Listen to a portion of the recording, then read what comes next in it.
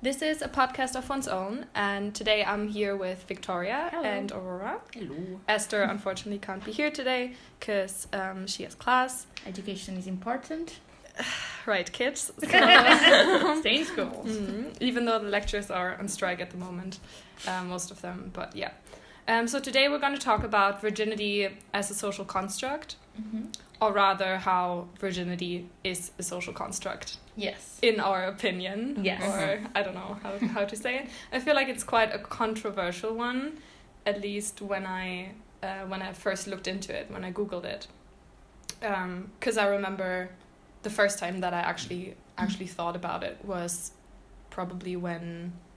I mean, I did read something about it before, but when Miley Cyrus's Mother's Daughter came out, she had a lot of like feminist slogans, and she put some of her Instagram, and one said, virginity is a social construct.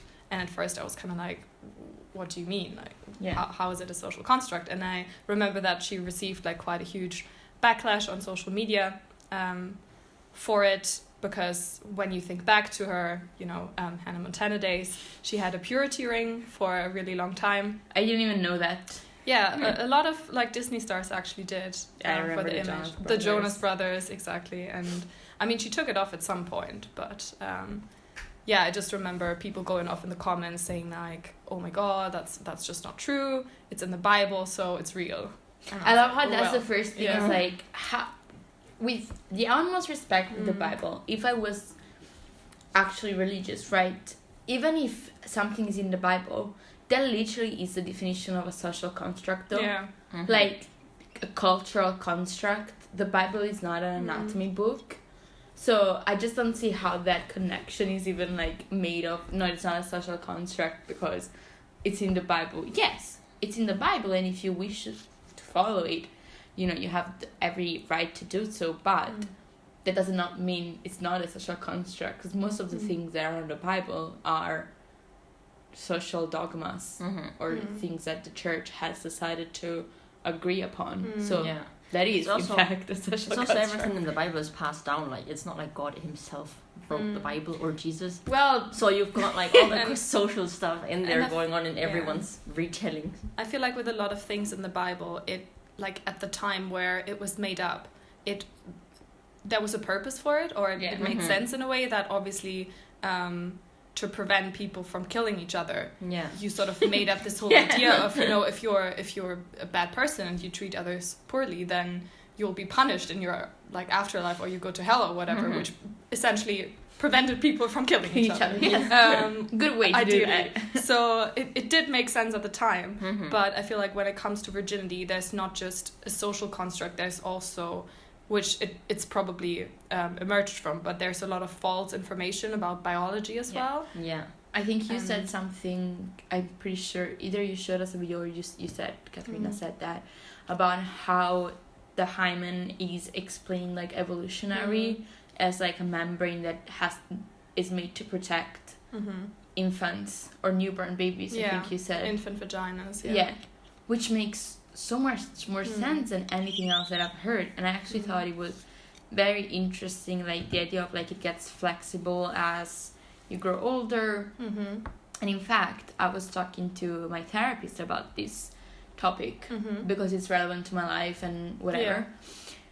And she's religious, but she's also very open about how virginity is a social construct in her opinion as a therapist too.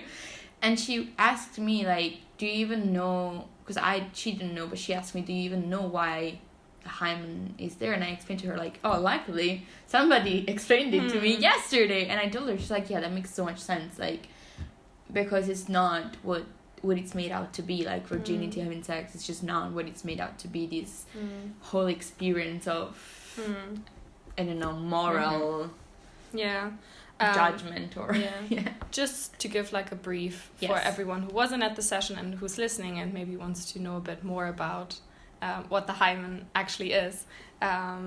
we watched a video by a gynecologist called Jennifer Gunter, and she's also the author of the Vagina Bible, which I can highly recommend. And she had a video. She has a video on YouTube. It's called A History of Hymens, if you want to look it up. It's very short, like 7 minutes or something. And she also wrote a really useful Twitter thread where she basically explained that a lot of mammals actually have a hymen. So, you know, it's not the whole idea that it's there for like the purpose of marriage. That wouldn't be the case. Like, that can't be the case. And like Victoria just said, it's there for hygienic reasons, so to keep bacteria out of the infant's vagina. And it changes in flexibility and shape after the 3rd year, approximately. So yeah, and it's definitely not an indicator of virginity, because 50% of sexually active teenagers, or like teenage girls, have a hymen, since it's very flexible. So it can like tear during sex, but also if you do sports, or I don't know, ride a horse, ride a bike, basically anything. And the changes to the hymen rarely ever result in bleeding.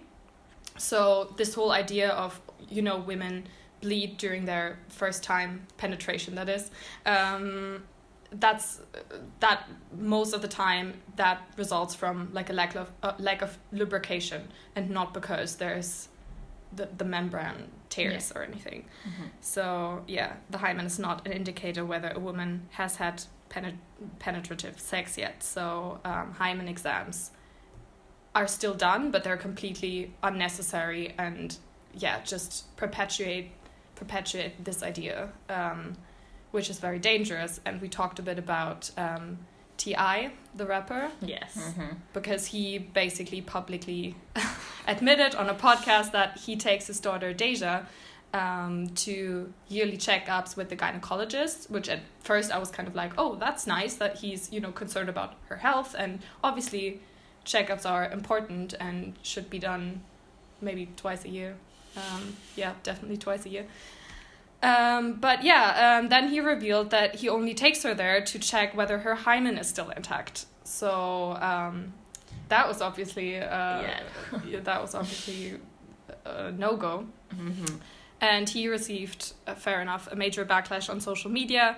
And he later tried to explain it and to like sort of justify it by saying that he just wants to protect her, like he's a protective father, and he knows what guys are like, basically, and yeah, he just wants her to prevent her from getting pregnant, basically. But yeah, I can't even, like, I was so upset when I read it, because it's just such a major invasion of her body autonomy, and it's just like, it's not your place. Like, what are you doing? I also think it's extremely telling of him as a man in relationship with women, the fact that he doesn't trust men to the point of taking control over his daughter's body because he wants to protect her. I don't know, I feel like that's a very twisted way of non-logic.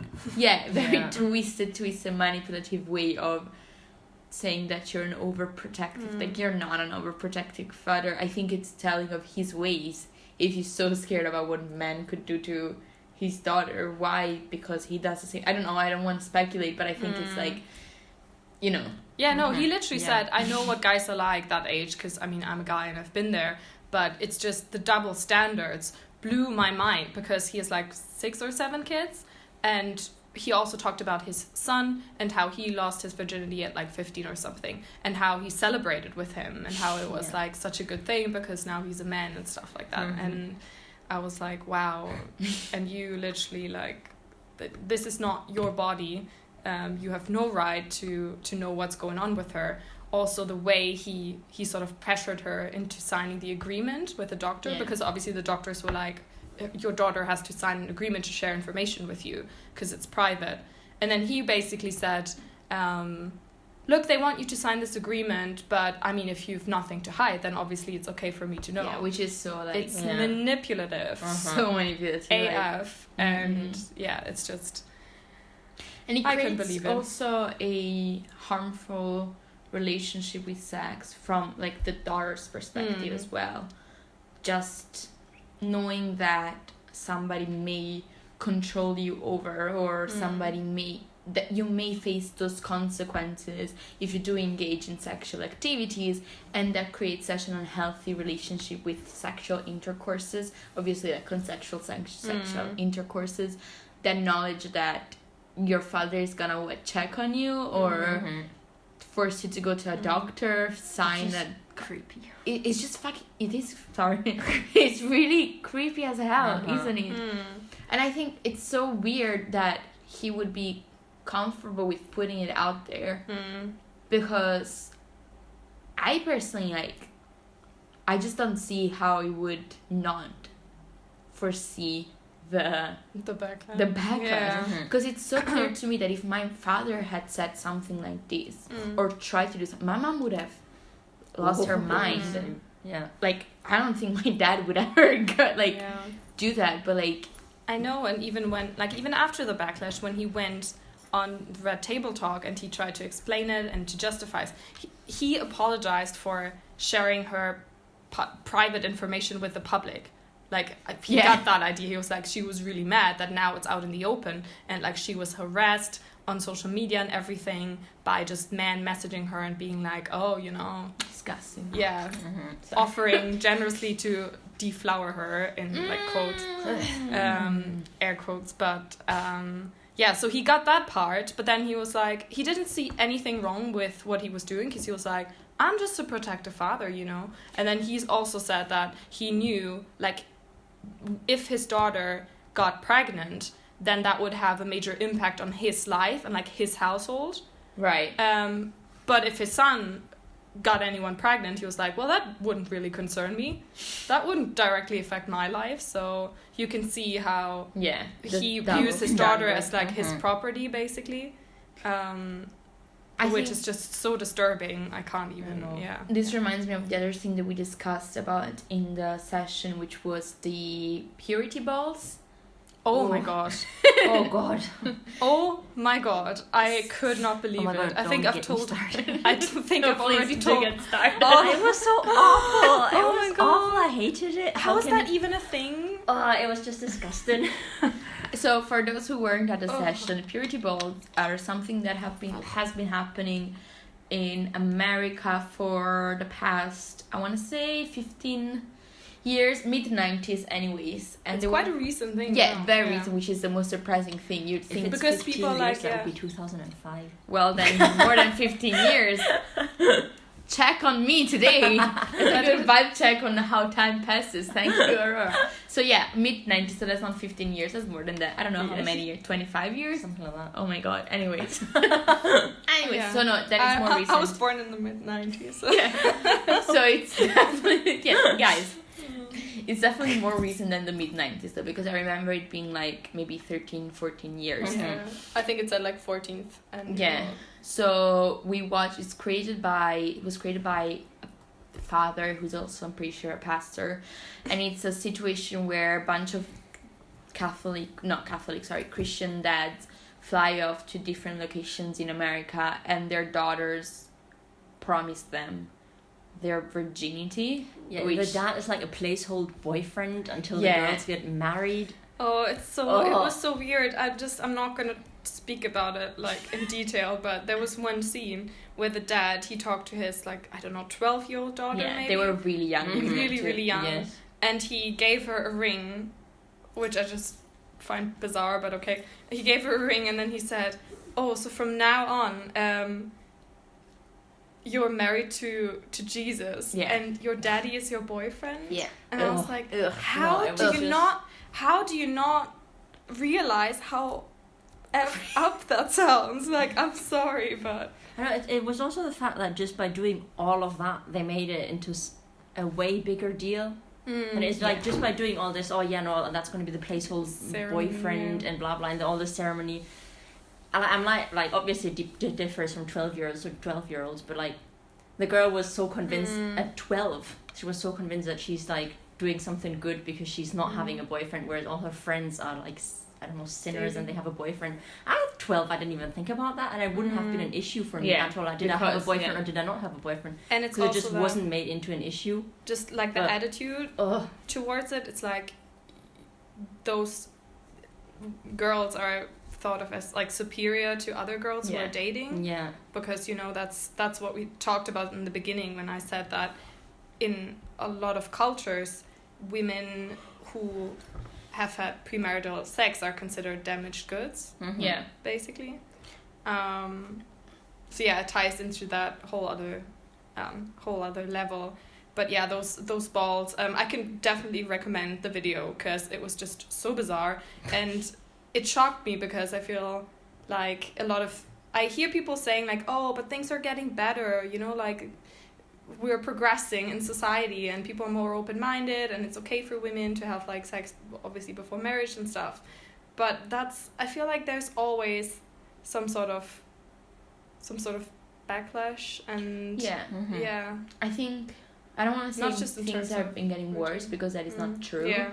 But I can't really pinpoint like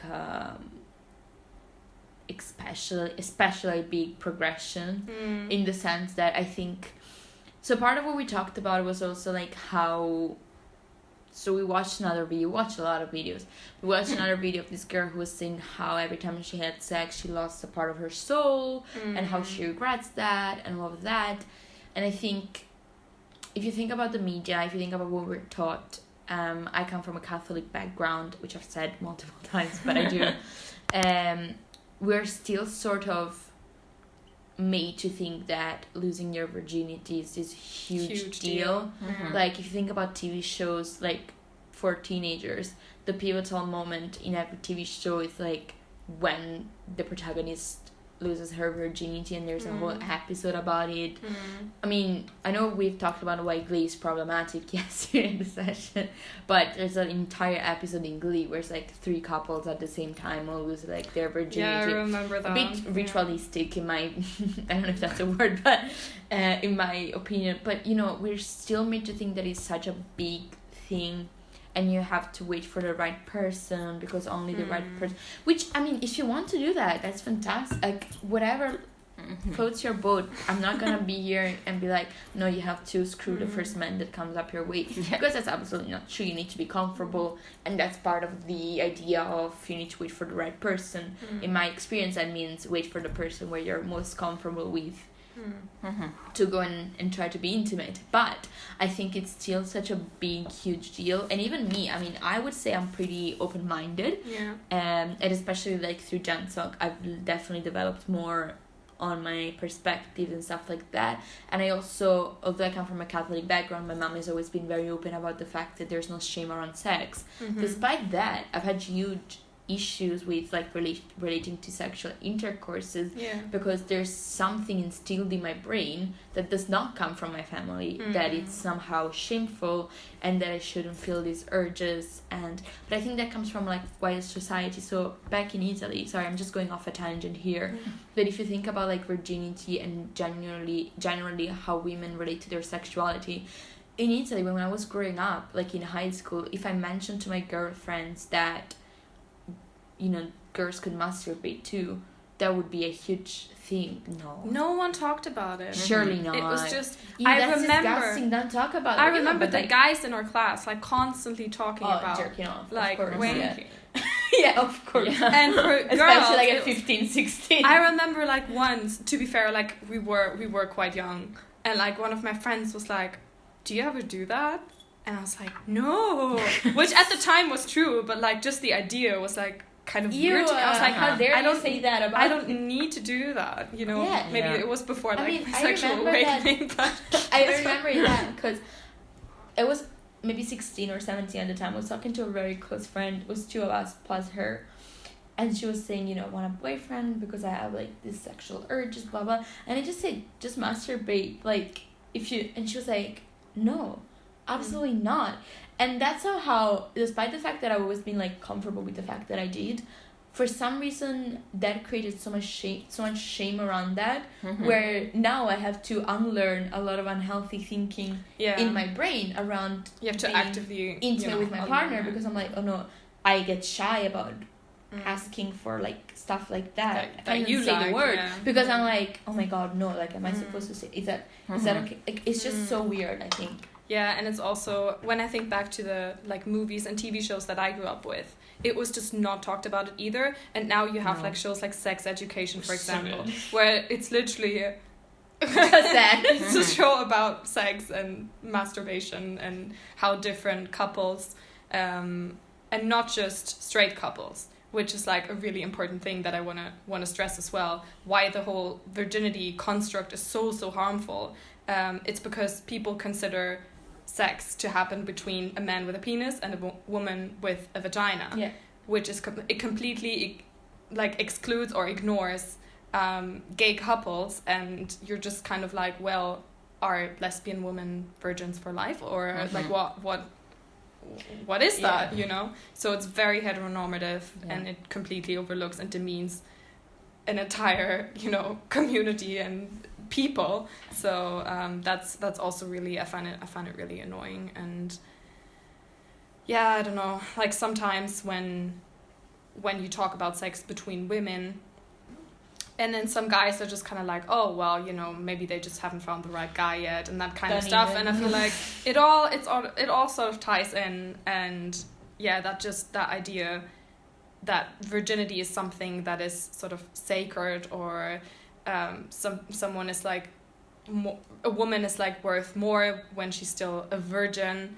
that just has to go. Like, we just have to abandon that whole idea. And I understand how difficult it can be, especially, I mean, I don't want to bash religion or anything, but especially when you grow up in like Catholic communities, or I think it's not just in Christianity. I think it's fair to say that one can respect religion and be religious or whatever, but at the same time recognizing that a lot of harm has been done on women.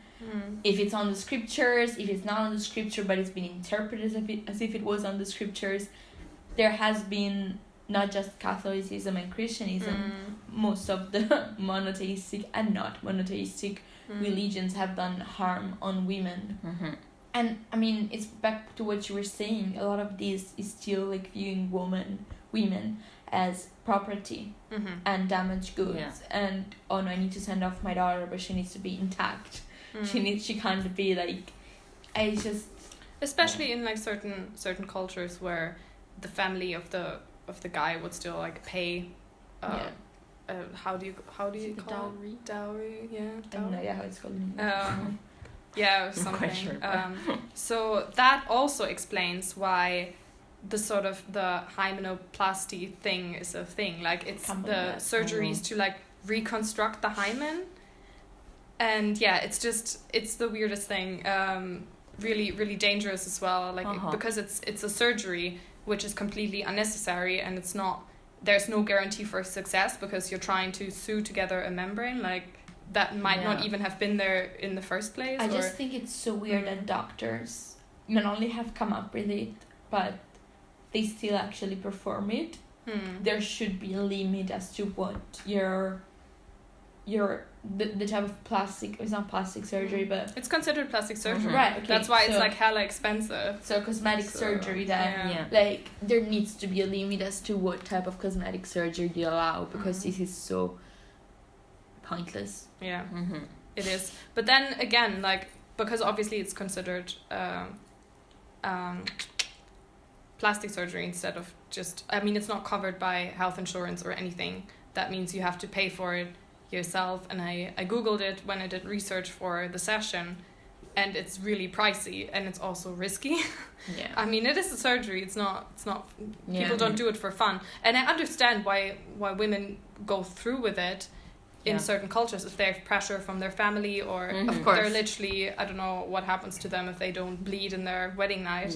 It's probably I understand why they go through with it. But then again, going back to our session about like capitalism and the patriarchy, how like these sort of that misery is exploited, and the industry, like the plastic surgery industry, makes like so much money out of these women and out of this construct, which is just really, really upsetting, and just yet another proof how well capitalism and the patriarchy work together. To commodify women. And maybe let's talk a bit about, because we talked a lot about why the construct is harmful to women. I do also think it's harmful to men, not in the same way, but definitely I remember when I was in school, there was a lot of pressure on girls, but mostly on the guys to like lose your virginity as quickly as possible.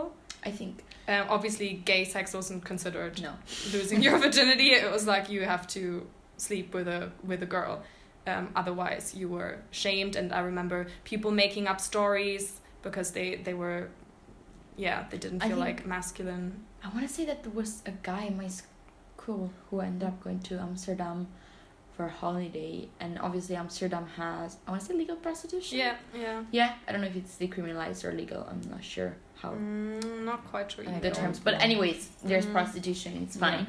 And he was so eager to lose his virginity that he just ended up just going there, which is fine. I mean, whatever. Yeah, but also not because it wasn't like because why he wanted to, because he was shamed. Because he was so pressured into, like, I think back to what I was saying before, like creating harmful expectation, not only on girls but on men too, because of boys actually, because we're talking about people who are still young and impressionable. Like, I think boys are expected to lose their virginity when they're like 15, 14. I don't know even these days how pretty early it is. How young it is, but it's like these are still children who learn harmful behaviors. I don't think from their families mostly, because I think some families are still like very hush-hush about sex, but from media, from porn, which is such a harmful depiction. Oh my god, yeah, we didn't even talk about porn, but intercourses, and it's just so disgusting, the things that you find on sites like Pornhub or like all of that. It messes up with your brain for sure. And the fact that they see that and they're like, oh shit, now I have to do that, and it creates a power need too. Because you get taught as a boy that you need to do that, and you need to do that in a very specific way, and the girl is there, but you're the one who needs to be like sort of in control. And it creates weird expectations on you as a boy too, I would assume, as to what if I don't want to do that, what if I want to be like tender and sweet, and it's like, can I even do that? And men can have like issues too, you know, like erection problems or stuff like that, and that is not talked about in a way that is not jokingly or mockingly. And like you're 15, 16 and it doesn't fucking work, and you're like, oh shit, you're nervous and stuff. What do I do now? You're nervous because you're also expecting to, like, I'm also shocked how little guys know about these things as well. Like they would have, like, if they can't get an erection like straight away after 5 seconds, a complete meltdown. And you as like their partner or something, you'd have to be like, look, this is like totally normal. Because also the expectation of guys just constantly wanting to have sex is absolutely ridiculous. Like everything in our lives, it comes and goes in waves, like whether you're hungry, whether you're tired, you know. Why would you be horny all the time? That makes no sense. But yet I think what you were saying about porn, it creates this image of men constantly, you know, being like animals that have to they're just always ready. This is maybe controversial what I'm about to say. I'm not sure if it's controversial, but I just thought of it. I also think it creates like a double standard of like, there's a lot of, if you think about like Twitter and other social media, which most of the times are wrong, that is like, oh my god, like a lot of girls who take it personally if the guy doesn't want to when it's a girl in a relationship. I've seen tweets like that are going around, like girls taking it personally when the guy when their boyfriend doesn't want to engage in sex with them, and it's like, well, why don't you're supposed to always want to, like, is it me, is it my fault, like why aren't we doing this? And I've seen this showing up on my feed, like this sort of mentality show up like a couple of times, and I always thought, no, because a guy just doesn't want to always, like, some days you feel like shit and you're like, you know what, this is not the thing for me today.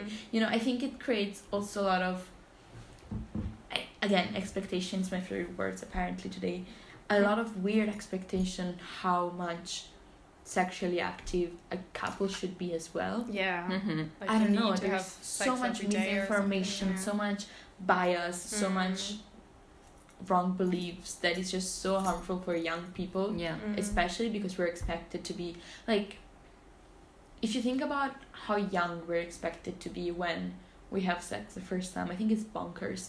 Like the fact that you're expected to be 14, 15 I think that's about the average. Yeah. In Germany. But you're a child. That's so young.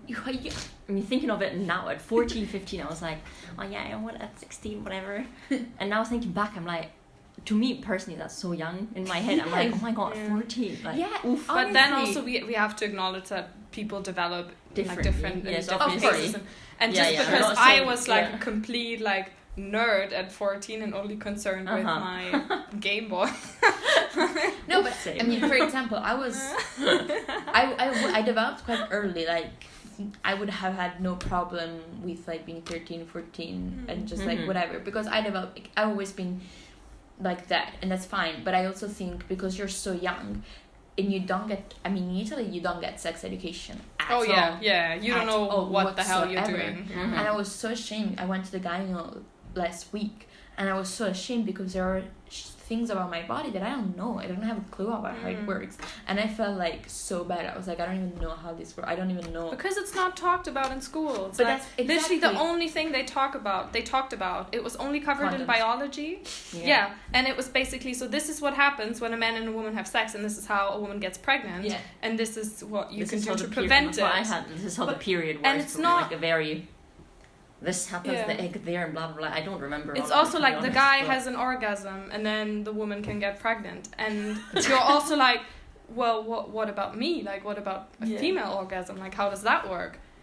And it's just a miseducation. That's what I'm saying. Like, you're so young, you're expected to do things that you don't know about in a healthy way, because it's so taboo, it's so unspoken about. It's so like, some parents are like, you can never do that, you know. Like, I had when I was younger, I used to always be weird, because my parents have always been really chill about it.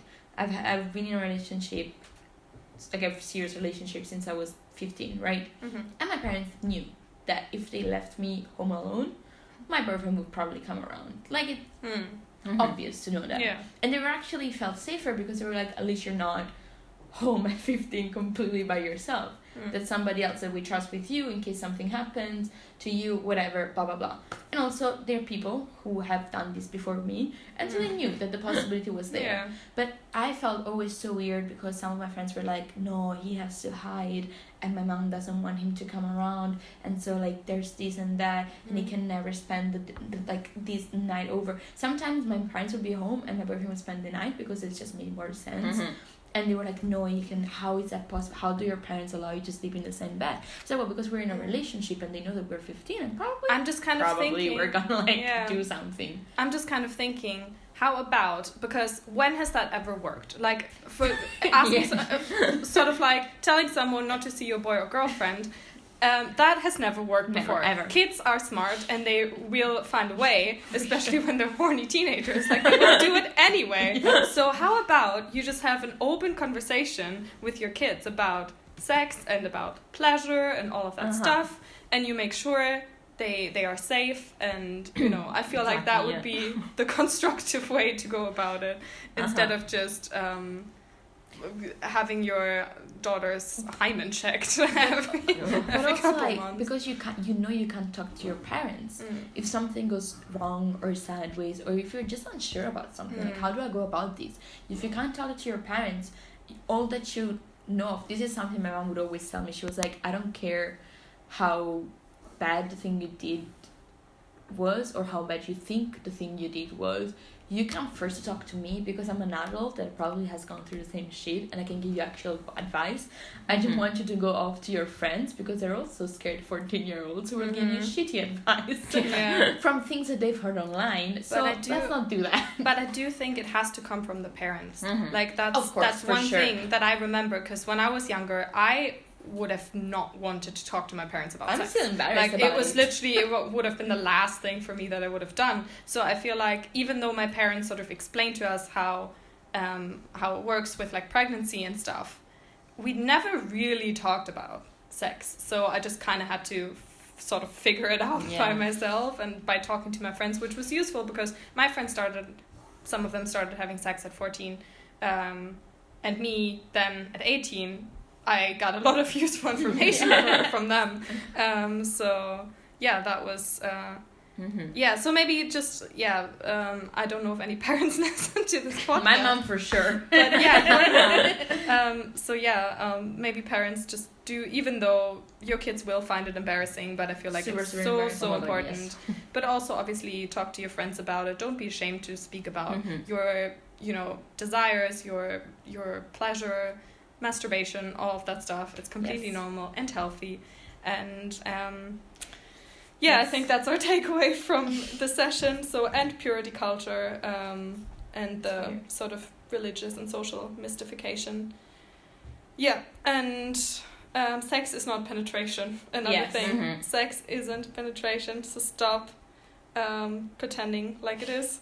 Yes. So I think that's everything from us for today. And thanks for listening. And in the next episode, we're going to talk about gender and poverty. Woo. Bye. Bye.